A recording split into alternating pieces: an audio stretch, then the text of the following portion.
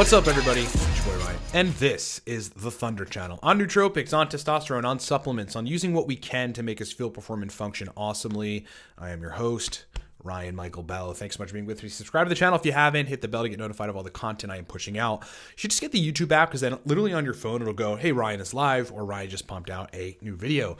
Products support this broadcast, but they're ours, and they're nootropic products. I'll explain them later, but super quickly. The Cortex Stack, powerful mental energy, verbal fluency, motivation, and the Torque Nootropic Stack, most purchased nootropic stack on the internet, 6 to 8 hours of fire energy. You can get them down below in the description or at livecortex.com. All right, friends, hope you guys are doing well. Hope you had a great Christmas and New Year's. I certainly did. And I want to talk about how supplements may be ruining your nootropics experience. So first of all, I'll give you just a preface, the general, takeaway. Takeaway is some supplements that you're taking have action on neurotransmitters. And some of the action that some of them have on neurotransmitters are interfering with your stack's ability to either be potent, or they're making an overage of a certain neurotransmitter system and giving you side effects in conjunction with your stack. So you ought to really look at what you're doing.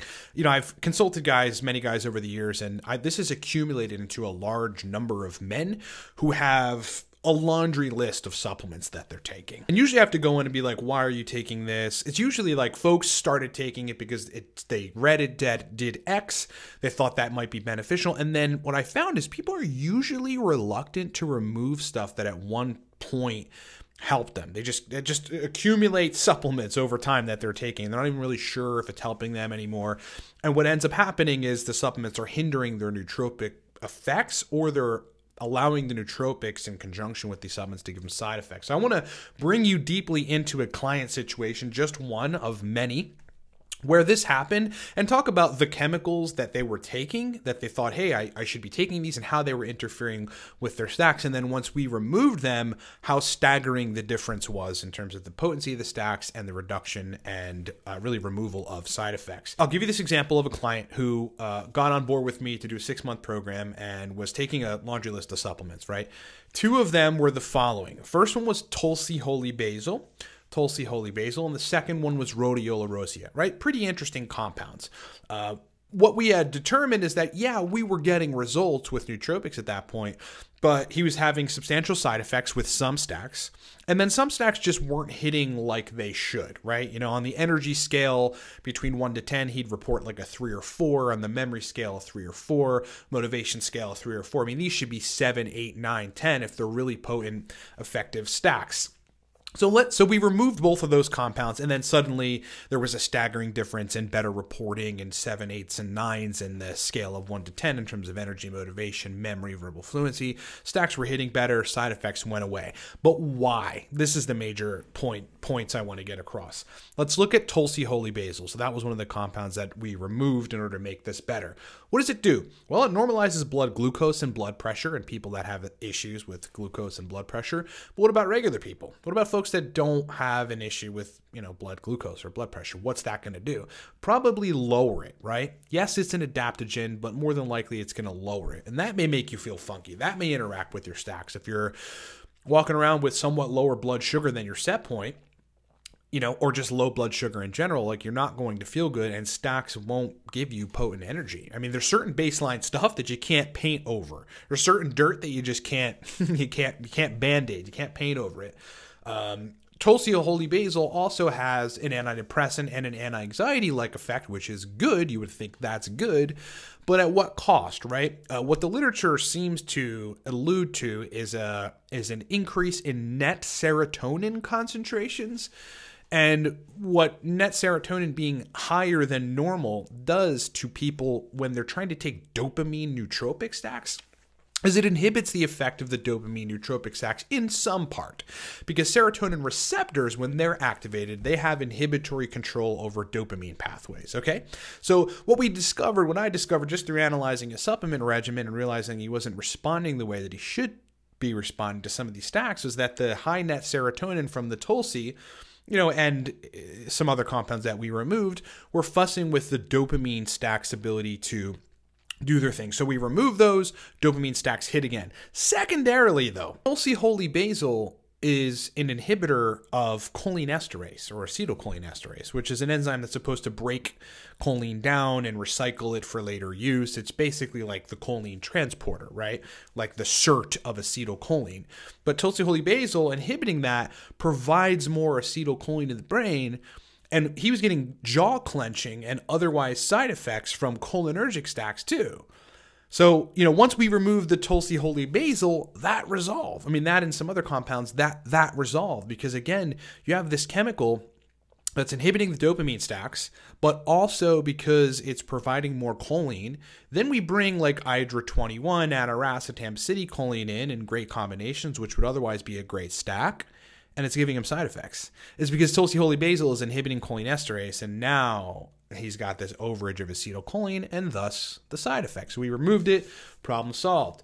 Second compound, and I'll make this super quick, was rhodiola. Now, rhodiola is an adaptogenic herb that has some serotonergic properties. It should allow a normal person under most conditions without a bunch of other stuff in the mix to have an adapted, better adapted response, adaptogen, to stress, to neurological stress, to physical stress, to otherwise stress. And that could calm people down. It could, make them think clearer. It could allow their brain to function better or whatever. But rhodiola does other things, man. It modifies serotonin receptors. And there's a paper titled, Potential Treatment Strategies of Dementia with Ayurvedic Medicines, in which it basically explains that rhodiola rosea upregulates the dopaminergic and cholinergic system in the limbic system of the brain. So upregulates the system probably is making you synthesize more neurotransmitters from the precursor. And what that ends up meaning, if you're taking other nootropics that are targeting acetylcholine and dopamine, is that you're probably going to end up with too high levels of those neurotransmitters or too much synthesis of those neurotransmitters, in which case you're going to have side effects and stacks aren't going to hit well. Okay, so we ended up removing more than the tulsi and the rhodiola, but those are two good examples of like your laundry list of supplements.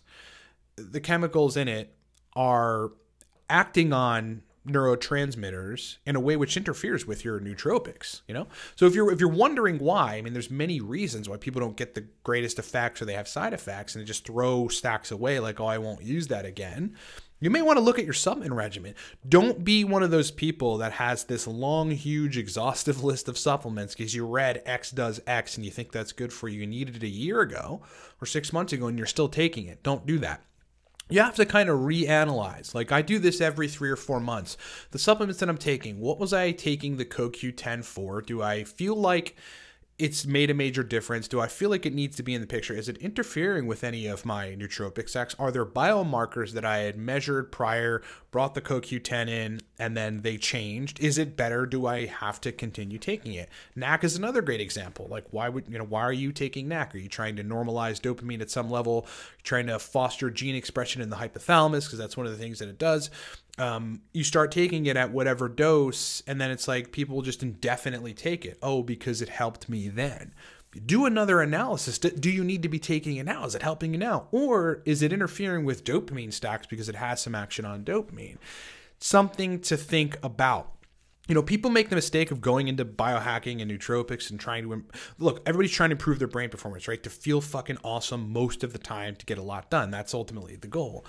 And so they think more is more, and they think like, hey, I have this like pretty complex list of things that I'm taking, and it's almost like a badge of honor, right? It's like a fucking trophy. People wear it.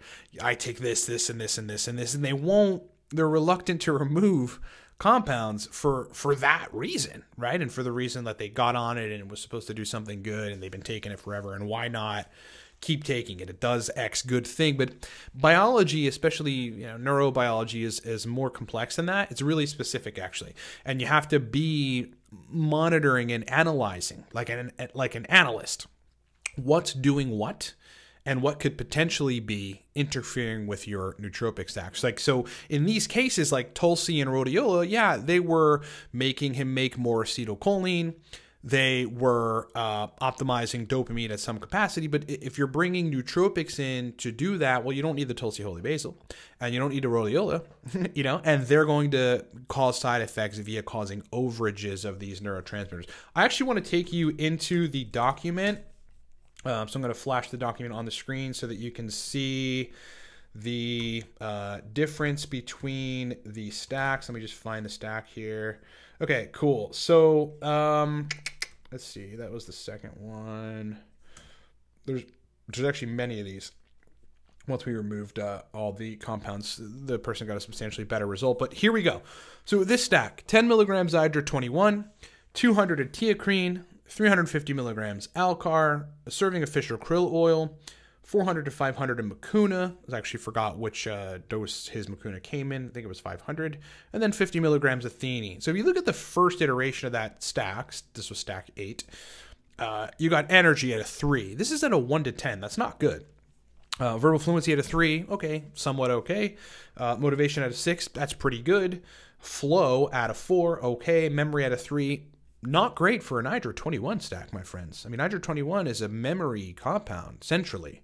Should be effective for improving working memory. Relaxation 5, that's fine. Once we remove the Tulsi Holy Basil, the rhodiola, and some other compounds in the mix that again were active on neurotransmitters and messing with the stacks, not only, if you see in the second column here, energy went up to 7 from a fucking 3. Verbal fluency went to 7 from a 3, like huge increases. Motivation stayed the same. Flow bumped up a little bit. Memory bumped up a tad. Relaxation stayed basically the same. Now we went on to run that stack again and it continued to get better, and the memory aspect even got better. You'll notice in his additional notes, this is the user's notes, staggering difference in all aspects. Not sure why such a difference. Overall, I like the difference. The difference was the removal of interfering supplements. Okay? My friends, don't be one of those people that thinks because you're a biohacker and you're into this stuff that it's cool to take 1,000 things. You only should be taking what you need. On the nootropic side, you're inducing states daily with different stacks that target different brain states for different types of productivity. Or you're taking the same stack that is sustainable, and there's not very many of them. Torque is really the only stack that I know of, besides like modafinil as a singular compound that's sustainable to take every day, 6-7 days a week, and it's going to turn your brain on and give you fire blood. You don't want to... The moral of the story is don't, in a haphazard way, be overcomplicating your regimen because you think it's cool and because you started taking X compound at one time and it was beneficial for you or whatever, or you read that X compound does this. Chemistry is a little more specific. You got to get into the research, and that's why there's people like me who've been studying this for 16 years. When guys come to me with loads of supplements that they're taking and they're like, here's my issues. In some cases, obviously, yeah, we do bring in nootropics, we bring in testosterone optimization stuff, we optimize their energy.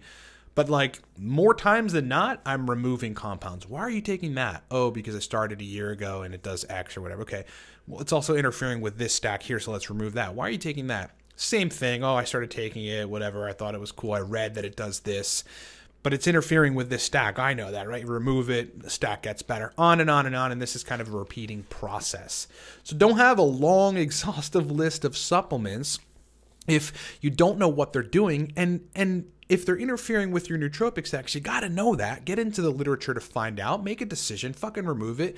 Rerun the stacks. See how it affects you.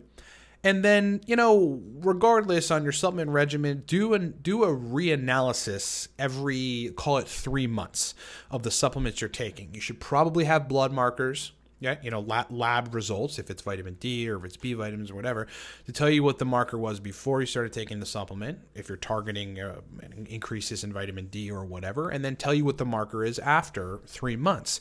If you've reached a satisfactory point on the labs, as well as symptoms have gone away or you feel better in one area or another, like libido for vitamin D as an example, then, dial it down or remove it. Don't just keep it for the next 5 years, right? You've got to constantly be revolving. Unfortunately, for some people, dialing in their regimen is an ongoing effort.